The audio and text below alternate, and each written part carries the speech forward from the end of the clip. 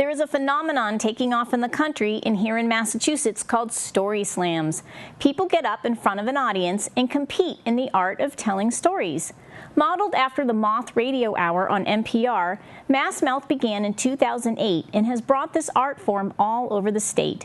Recently, Plymouth held the first South Shore Story Slam, and I personally had a great time while checking it out.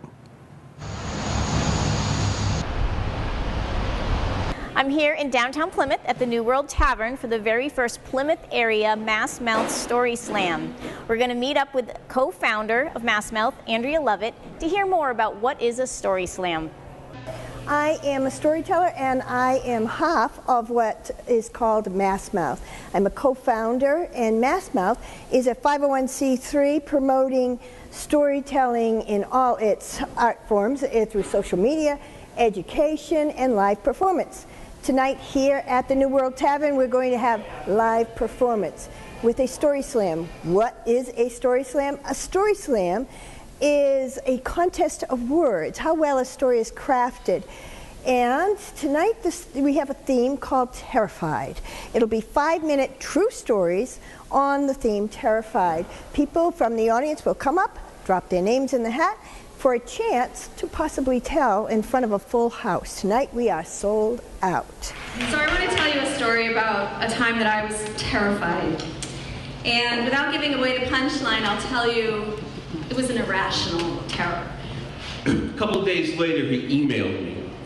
And he said, you know, we're still casting for this part. And so I said, all right. And I figured if it was good enough for Alan Alda, it was good enough for me. Between the ages of 3 and 7, I suffered from a sleep disorder called night terrors. You're not really awake, you're not really asleep, but you start screaming. So I managed to get on board the plane. I sit down, plane takes off, I'm terrified. Grandmothers, not what you normally think of when you think of the word terrifying. Around 98, my dad lived at the end of Mass Road.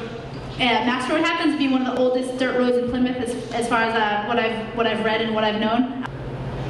And I'm wondering if in the dark, the spider people are still there.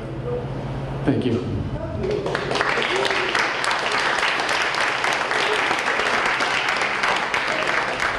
Story slams often invite a local group to entertain during breaks, and Colonial Lantern Tours told some of their ghost and legend tales at the Plymouth Slam.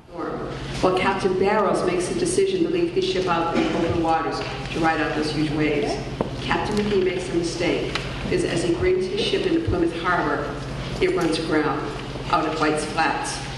And there are 106 men on board, and they are freezing and dying on the ship.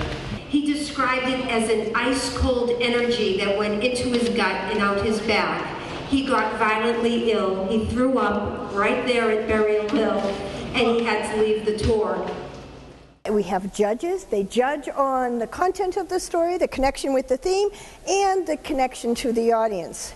If you are that good, you will win and move on to the semifinals, and if you are that good, you will move on to MassMouth Finals, which is in April at Coolidge Corner Theater.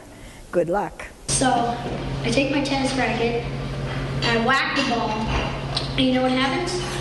It goes perfectly in, and I score the last point I made. So, yeah.